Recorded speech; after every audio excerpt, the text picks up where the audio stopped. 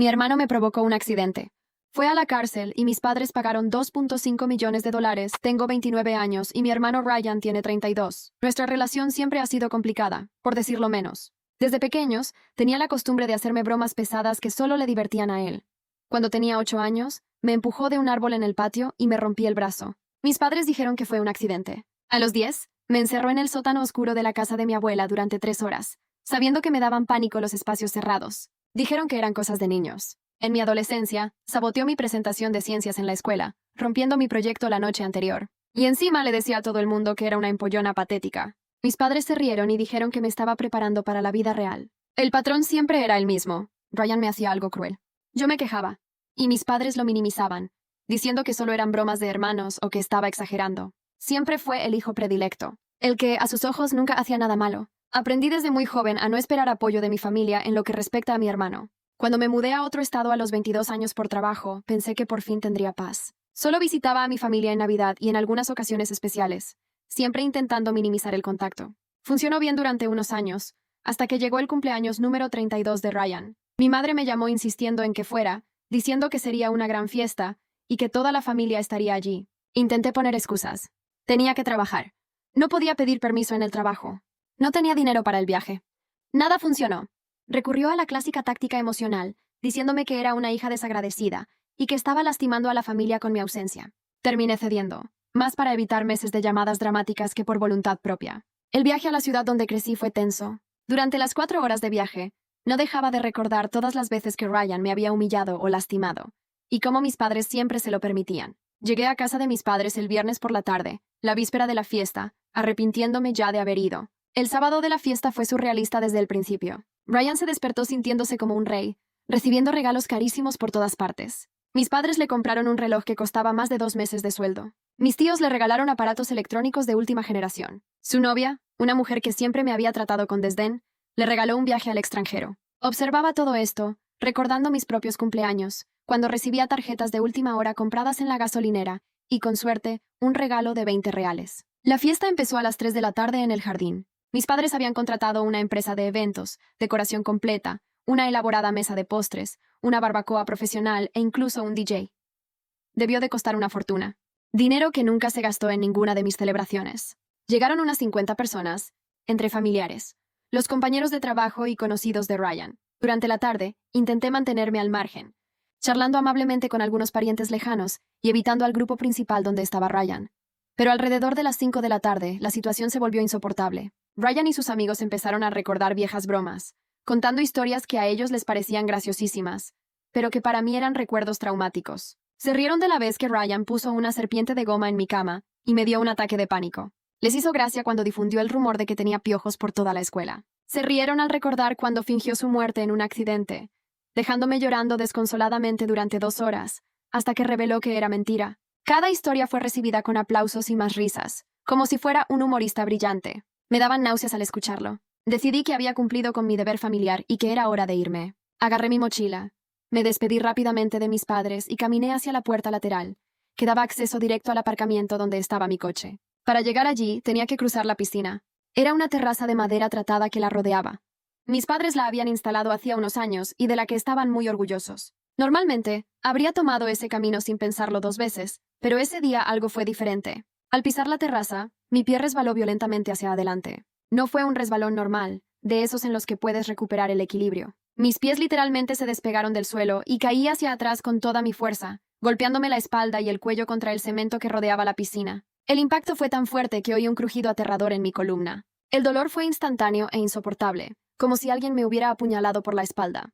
Pero lo que realmente me aterrorizó fue la completa falta de sensibilidad en mis piernas. Intenté moverlas y no pasaba nada. Empecé a gritar pidiendo ayuda, diciendo que no podía sentir ni mover las piernas. La reacción de mi familia fue lo peor de todo. Mi padre, visiblemente molesto porque había interrumpido la fiesta, me gritó que dejara de hacer dramas y me levantara sola. Dijo que estaba armando un escándalo para llamar la atención, como siempre. Mi madre llegó justo después, quejándose de que estaba arruinando el cumpleaños de Ryan y que era típico de mí, siempre intentando ser el centro de atención. Ryan y sus amigos seguían riéndose, como si mi situación fuera una broma más del día. Algunos invitados se acercaron, pero mis padres los apartaron, diciendo que yo estaba bien y que solo era un drama. Me quedé allí tirada en el suelo, inmóvil, con un dolor insoportable en la espalda y completamente desesperada porque no podía mover las piernas, mientras mi propia familia me ignoraba.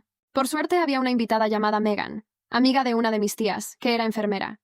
Ignoró por completo las protestas de mis padres y se arrodilló a mi lado para examinarme. Me comprobó los reflejos, me hizo algunas preguntas sobre cómo me sentía y se mostró visiblemente preocupada. Megan cogió el teléfono inmediatamente y llamó a los paramédicos, explicándoles la situación en términos técnicos que no entendí del todo, pero que sonaban graves. Mientras esperábamos, me dijo que no intentara moverme, y se quedó a mi lado, tranquilizándome y diciéndome que la ayuda estaba en camino. Durante los 15 minutos que tardó en llegar la ambulancia, descubrí algo que lo cambió todo. Megan, intrigada por cómo me había resbalado tan violentamente, examinó la terraza alrededor de la piscina. Encontró una sustancia aceitosa esparcida deliberadamente en una zona específica del camino, justo donde había pisado. No era agua de la piscina ni humedad natural de la madera.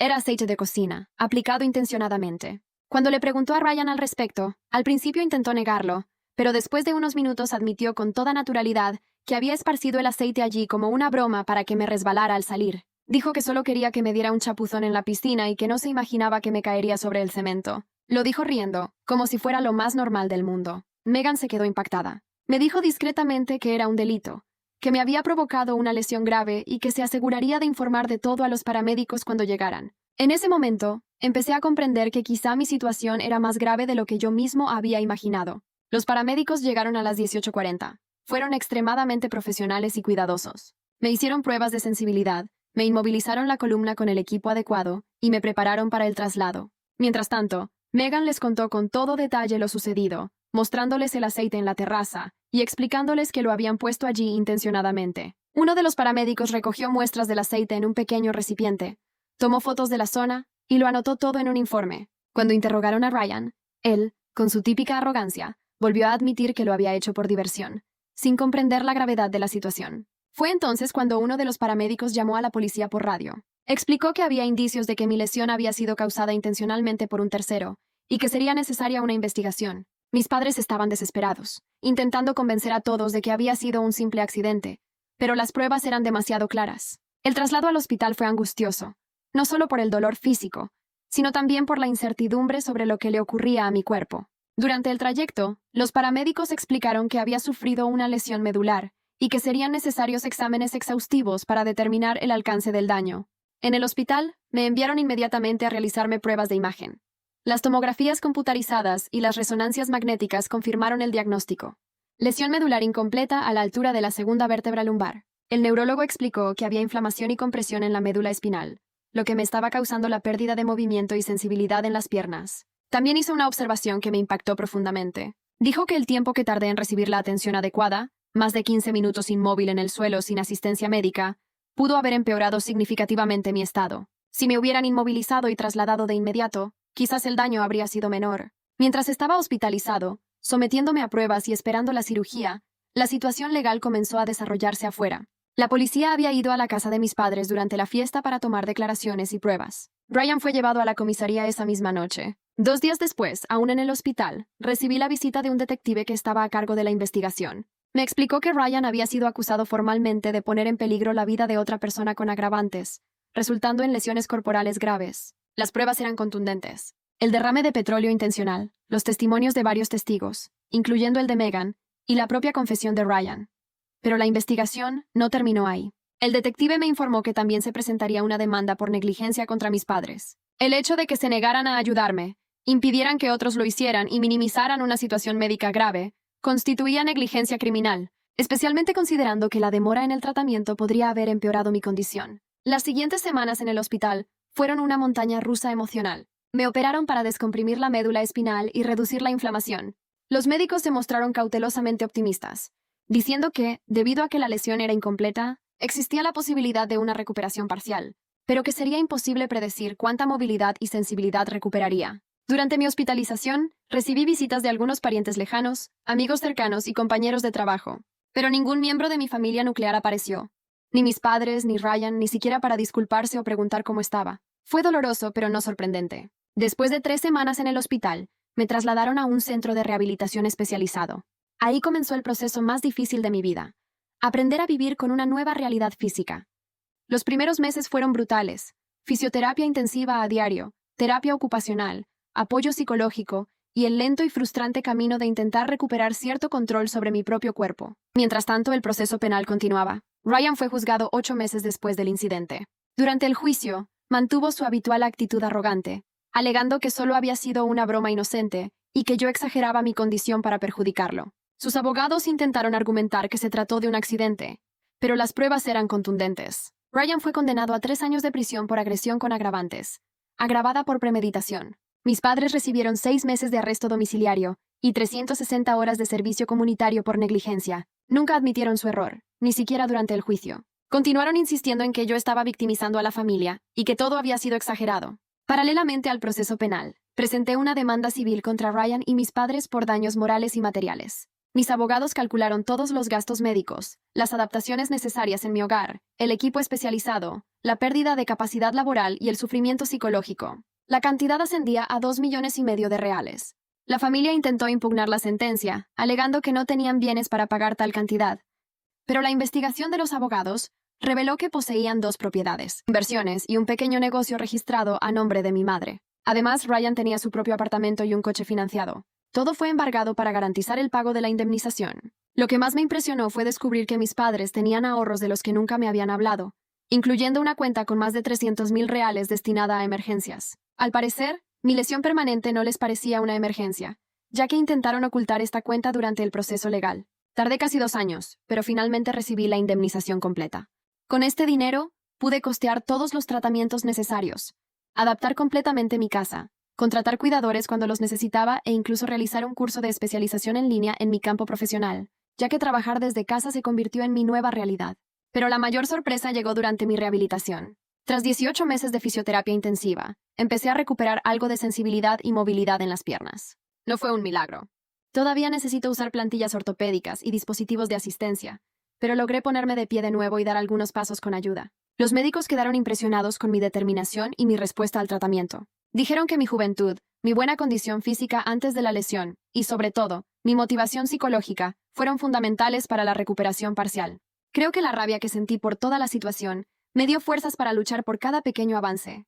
Durante todo este proceso, no mantuve ningún contacto con mi familia. Intentaron comunicarse conmigo varias veces, sobre todo después de enterarse de la indemnización, pero había cambiado de número de teléfono y me había mudado a otra ciudad. La única comunicación que tuvimos fue a través de los abogados durante el proceso judicial. Ryan cumplió 2 años de su condena de 3 y fue puesto en libertad por buen comportamiento. Me enteré por conocidos comunes de que salió de la cárcel completamente arruinado, desempleado y viviendo en una habitación alquilada. Al parecer, nunca asumió la responsabilidad de sus actos y siguió diciéndole a quien quisiera escuchar que yo le había arruinado la vida por una simple broma. Mis padres vendieron la casa donde crecí para ayudar a pagar parte de la indemnización. Se mudaron a un pequeño apartamento y tuvieron que cerrar el negocio de mi madre. Aún así, en ningún momento intentaron reconciliarse conmigo ni ofrecerme una disculpa sincera por lo sucedido.